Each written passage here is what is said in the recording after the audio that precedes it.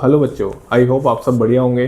तो आपके सामने है नीट 2024 का पेपर एनालिसिस। ठीक है, 2025 का पेपर एनालिसिस मैं वीडियो अपलोड कर चुका हूँ चैनल पे, आप जाके देख सकते हैं। ठीक है, और उसमें मैंने बहुत सारी बातें भी बताई है नीट के एग्ज़ाम से रिलेटेड, कैसे प्रिपरेशन करनी चाहिए आगे आने वाले दिनों में, क्योंकि एग्ज़ाम बहुत नज़दीक आ चुका है। ठीक है ना।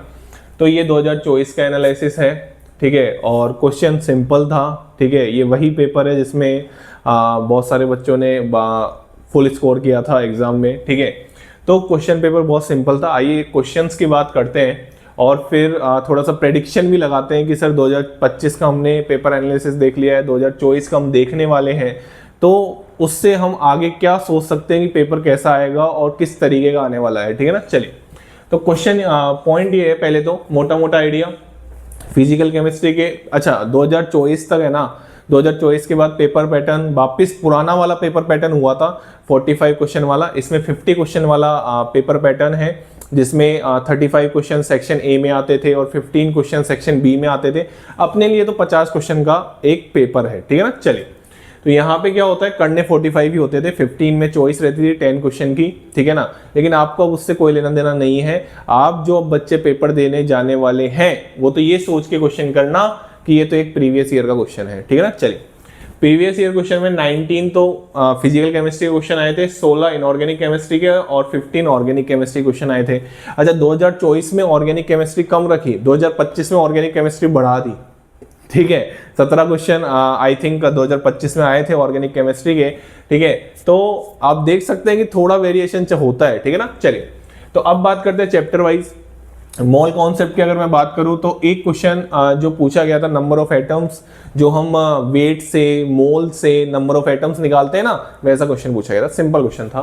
ठीक है, पूरा ही पेपर सिंपल था, हार्ड एंड फास्ट पेपर नहीं था। जैसा नीट का पेपर आता था, ठीक है ना, वैसा ही पेपर, मतलब 2-3 साल से जो कोरोना के बाद जो पेपर आ रहा था ना, वैसा ही पेपर था। काफी सिंपल पेपर था। और कोरोना से पहले जो पेपर्स आते थे वो एक्चुअल नीट के एग्जाम के पेपर्स हुआ करते थे। वही पेपर्स का जो लेवल है वापस नीट ने अपनाया है और काफी हद तक बढ़ा भी दिया है। ठीक है ना। चलिए, तो मोल कॉन्सेप्ट का दूसरा क्वेश्चन पूछा गया था एम्पेरिकल फॉर्मूला निकालने से, सिंपल क्वेश्चन था। इसके बाद एटॉमिक स्ट्रक्चर से क्वेश्चन पूछा था, एक तो पूछा था क्वांटम नंबर से, ठीक है ना, और एक क्वेश्चन पूछा था एनर्जी की कैलकुलेशन से। एनर्जी की कैलकुलेशन का 2025 में भी क्वेश्चन आया था, 2024 में भी क्वेश्चन आया। ठीक है ना।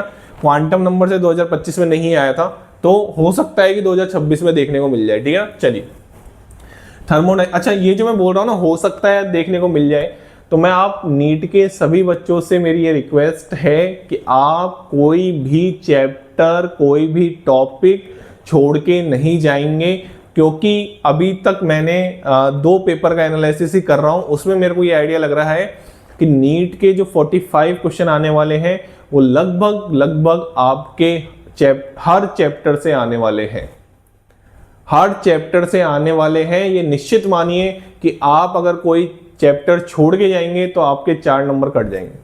तो आपको कोई भी चैप्टर छोड़ के नहीं जाना, भले ही आपका सबसे वीकेस्ट चैप्टर हो वो, उसके फॉर्मूले तो पढ़ के ही जाना। हो सकता है कि उस वीकेस्ट चैप्टर में से, फॉर्मूले में से क्वेश्चन आ जाए। बात समझ में आ गई। चलिए, उसके बाद थर्मोडायनेमिक्स से 3 क्वेश्चन पूछे गए थे। एक प्रोसेस का क्वेश्चन पूछा गया था कि वॉल्यूम कांस्टेंट है तो isothermal, isobaric, isochoric, match the column का क्वेश्चन था। एक क्वेश्चन था एंट्रोपी से, एनसीईआरटी का क्वेश्चन था, एग्जाम्पल, एनसीईआरटी का एग्जाम्पल पूछा था। और एक क्वेश्चन था वर्क डन का, कैलकुलेशन का, आइसोथर्मल वर्क डन कैलकुलेट करना था, बहुत सिंपल क्वेश्चन था। इसके बाद 3 क्वेश्चन केमिकल इक्विलिब्रियम से पूछे गए थे। एक क्वेश्चन पूछा गया था, जो आप पढ़ते हैं ना, क्यूसी केसी से कम आ जाता है तो रिएक्शन फॉरवर्ड जाएगी या बैकवर्ड, क्यूसी केसी से ज्यादा आ जाता है तो क्या होता है, और क्यूसी केसी के बराबर आ जाता है, वैसा एक क्वेश्चन था। एक क्वेश्चन था केपी और केसी में रिलेशन का, क्या होता है रिलेशन, केपी बराबर केसी आरटी की पावर डेल्टा एन जी, है ना। हाँ, और एक क्वेश्चन डिग्री ऑफ डिसोसिएशन निकालने का था। ठीक है ना। चलिए, आयनिक इक्विलिब्रियम, बिल्कुल कुछ नहीं पूछा था आयनिक इक्विलिब्रियम से। ठीक है। इसके बाद रिडॉक्स रिएक्शन, हाँ, टाइट्रेशन से क्वेश्चन आया था, एसिड बेस टाइट्रेशन से, अच्छा ठीक क्वेश्चन था। और एक क्वेश्चन आया था रिडॉक्स रिएक्शन से। एक क्वेश्चन में पूछा गया था कि भैया ये कौन सा जो 4 रिएक्शन दी गई थी, बताओ कौन सी रिडॉक्स रिएक्शन नहीं है, ऐसा क्वेश्चन पूछा गया था। ठीक है ना।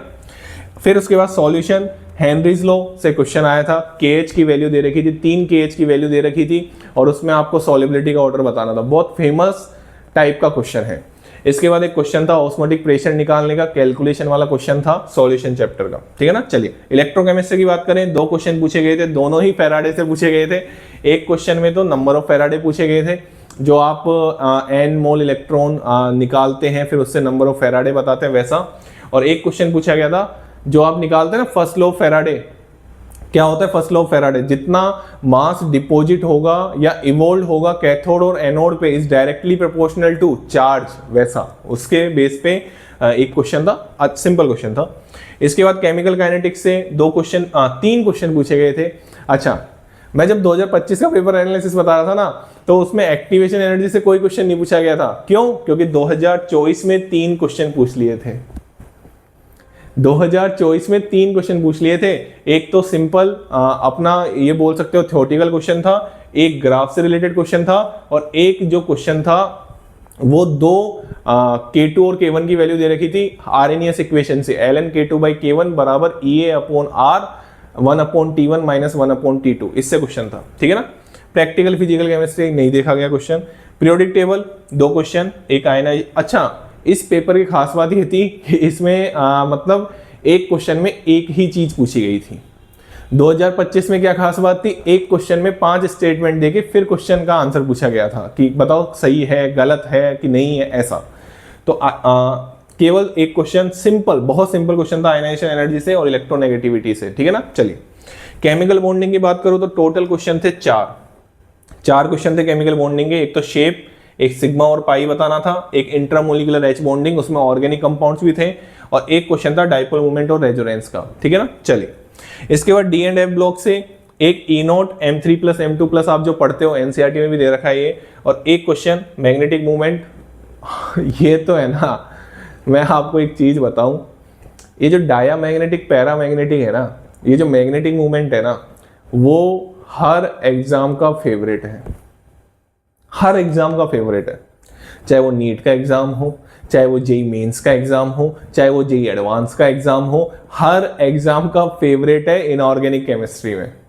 चाहे वो आपसे सिंपल कंपाउंड का पूछे, चाहे वो आपसे आयन का मैग्नेटिक मूवमेंट पूछे, चाहे वो आपसे कोऑर्डिनेशन कंपाउंड का मैग्नेटिक मूवमेंट पूछे या मैग्नेटिक बिहेवियर पूछे, इतना फेवरेट है, हर साल में रिपीट ही होता रहता है। देखो ना आप, मैग्नेटिक मूवमेंट का क्वेश्चन पूछ लिया, फिर F block element generally NEET वाले बच्चे, मैं क्या बोल रहा हूँ, याद करने वाली चीजें हैं, तो जनरली आप वो वाले पोर्शन छोड़ देते हो, वो नहीं छोड़ के जाना है। एफ ब्लॉक से क्वेश्चन आता है, आया है। एफ ब्लॉक के आयंस दे रखे थे, उसमें पूछा था डायामैग्नेटिक और पैरामैग्नेटिक, और मैंने एफ ब्लॉक की भी ये जो एलिमेंट्स की ट्रिक डाल रखी है, आप चैनल पे जाके विजिट कर सकते हैं, ठीक है ना। चलिए इसके बाद कोऑर्डिनेशन कंपाउंड से क्वेश्चन, कितने क्वेश्चन पूछे गए थे, 1 2 3। एक क्वेश्चन वही मैग्नेटिक बिहेवियर, हाँ आइसोमेरिज्म से क्वेश्चन आया था, linkage isomerism, linkage isomerism, hydrate solvate isomerism, इनसे क्वेश्चन आया था मैथ्स द कॉलम का। और एक क्वेश्चन आया था होमोलेप्टिक और हेट्रोलेप्टिक कॉम्प्लेक्स बताने थे। अब यार कितना आसान क्वेश्चन था यार, मतलब होमोलेप्टिक जिसमें लिगेंड सेम हो, और हेट्रोलेप्टिक जिसमें लिगेंड डिफरेंट हो कोऑर्डिनेशन एंटिटी में, उसी को क्या बोलते हैं, होमोलेप्टिक और हेट्रोलेप्टिक, ठीक है ना। चलिए इसके बाद पी ब्लॉक एलिमेंट्स की अगर मैं बात करूं तो 2 क्वेश्चन पूछे गए थे। 16th ग्रुप से क्वेश्चन पूछा गया था। अच्छा कमाल की बात यह है, दोनों ही 16th ग्रुप से पूछे गए थे। 16th ग्रुप से ही ऑक्सीडेशन स्टेट का पूछा था, और ये अपना बॉइलिंग पॉइंट का पूछा था।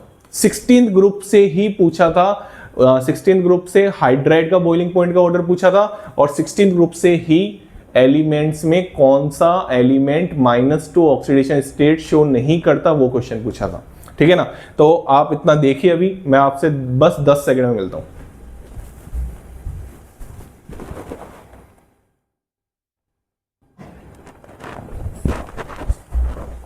हाँ बेटा, कहां तक पहुंच गए थे, 16th ग्रुप तक पहुंच गए थे पी ब्लॉक एलिमेंट्स के। तो 16th ग्रुप से ही क्वेश्चन पूछा था। एक तो एलिमेंट, कौन सा एलिमेंट -2 ऑक्सीजन स्टेट शो नहीं करता, और एक पूछा था बॉइलिंग पॉइंट का ऑर्डर, और फिर उसका रीजन पूछा था।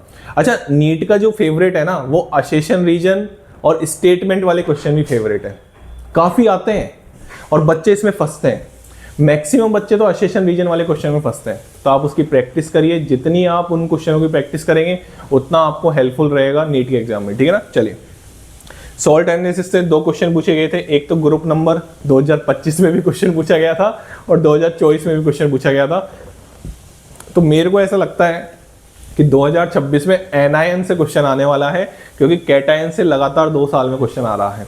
तो एनआईएन से क्वेश्चन आ सकता है, जो एनआईएन की रिएक्शंस हैं, जो एनआईएन के बारे में आप चीज़ें पढ़ते हैं नीट के सिलेबस में जो है, वहाँ से क्वेश्चन देखने को मिल सकता है। इसके बाद एक क्वेश्चन पूछा गया था मोर सॉल्ट से, ठीक है। ये जनरली ये सिलेबस में मेंशन है। जो भी बच्चे अच्छा गवर्नमेंट कॉलेज की प्रिपरेशन कर रहे हैं नीट के एग्जाम में, तो भैया जो सिलेबस में मेंशन है उसको तो पढ़ के ही जाइए। आप जिस रेस्पेक्टिव कोचिंग में पढ़ रहे हैं उसमें इतना भी आंख बंद करके, मतलब भरोसा तो करना ही चाहिए ऑब्वियसली, लेकिन आपको भी अपनी तरफ से सिलेबस को डाउनलोड करके नीट 2026 का उसको देखना, उसको एनालाइज करना कि हमने सब कुछ पढ़ लिया है कि नहीं पढ़ लिया है, ये जरूर करना चाहिए, ठीक है ना। चलिए, इसके बाद ऑर्गेनिक केमिस्ट्री से 15 क्वेश्चन पूछे गए थे। ऑर्गेनिक केमिस्ट्री में एक शानदार टॉपिक जिससे हर साल क्वेश्चन आ रहा है, प्रैक्टिकल ऑर्गेनिक केमिस्ट्री, और उसकी वीडियो में जल्दी आपके लिए लेके आने वाला हूँ प्रैक्टिकल ऑर्गेनिक केमिस्ट्री की। उससे क्वेश्चन तो हर साल ही देखा जाता है, चाहे वो जेईई मेंस हो चाहे वो नीट का एग्जाम हो, ठीक है ना। तो ये आपका पेपर एनालिसिस था 2024 का, ठीक है। आई होप कि ये चीज़ें आपके लिए हेल्पफुल रहेगी, आपको आइडिया होगा कि किस चैप्टर से किस तरीके के क्वेश्चन आ रहे हैं।